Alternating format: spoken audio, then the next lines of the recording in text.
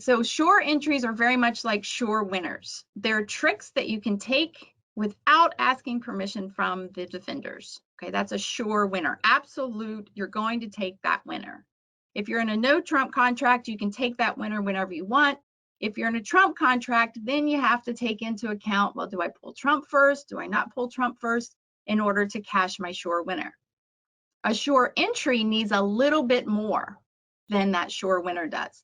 A sure entry needs a smaller card, spot card, honor card, any kind of lower ranking card that can be used to travel over to that sure entry. So an example would be, okay, North has the ace of clubs, and South has the king, queen, jack, 10 of clubs. Okay, so ace of clubs in North's hand, and South has the king, queen, jack, 10.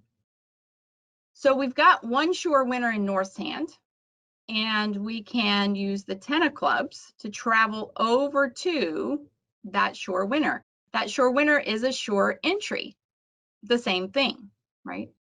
But if we were wanting to enjoy the king, queen, jack of clubs, which are sure winners as long as we can get to South's hand, but in this club suit, we don't have an entry to South's hand because we have no lower honor or lower card, lower spot card that we can use to travel from North to South's hand.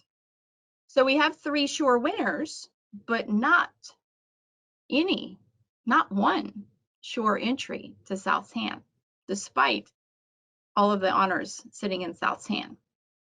To make this work, North would need some kind of small card, spot card, the 9, the 8, the 7, the 6, the 2, the 5, the 4, the 3, the 2, to travel from North's hand to South's hand for the king or the queen or the jack of clubs to be a sure entry.